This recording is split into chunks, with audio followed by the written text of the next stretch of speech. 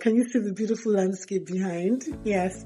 Well, I just thought it was just a perfect place to do this video, right? Today, I want to talk about self-love in the aspect of surviving versus thriving after you've gone through divorce or a setback in life. We are all made to survive. Yes.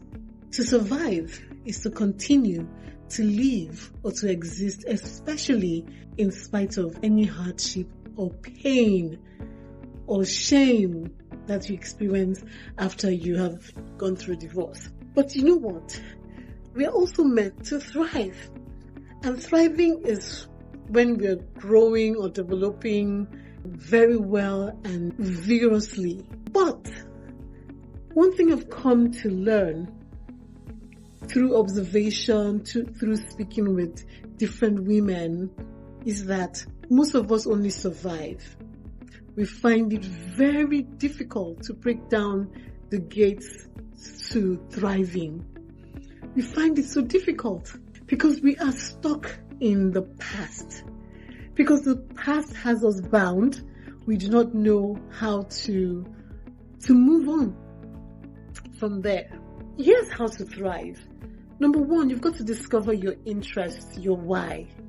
What are you interested in? If it's your job, are you interested in growing in your job, in growing up the ladder?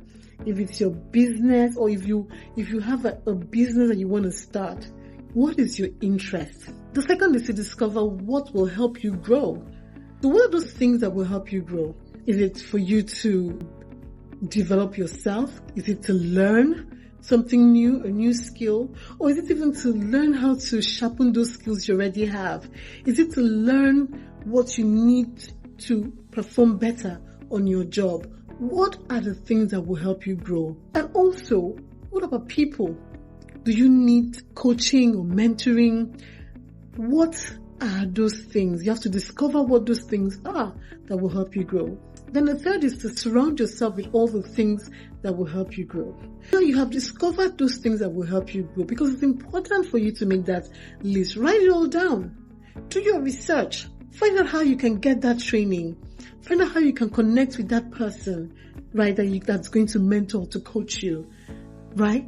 And then surround yourself with those things. That means that you're not taking action to get those things into your life, to get those people into your life, to get the training into your life. The third one is to eliminate the things that work against your growth. As you're growing, you have to shed that weight. Shed the weight. What are the things that are going to stop you from getting to your goal? Shed that weight. The fifth is to align yourself with the source.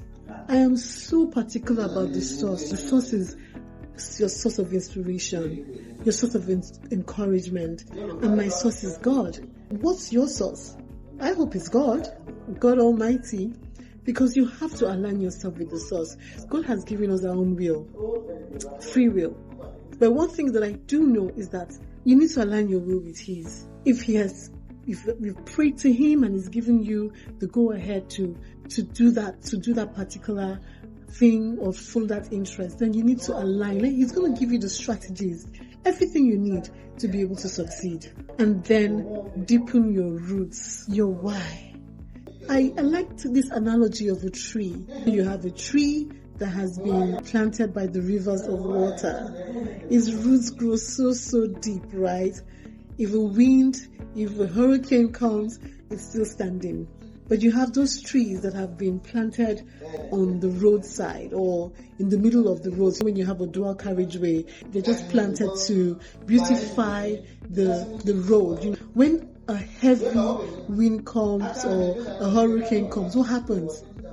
They are bent or they're uprooted. Deepen your roots. Know your why. Why am I really interested in this interest? If I have to use those words, that sentence in that way. Why am I interested in this interest? What is the bigger goal? What do I want to achieve? So you're going back to your why again. And you continue to deepen, you continue to grow. It is so important to have a growth mindset. Set growth goals for yourself. But believe me, we have to shift from surviving to thriving. It pains me when I see so many women who are just surviving, right? They're not living their life. They're not thriving. They're not making impact. They're not shining. We don't do that here.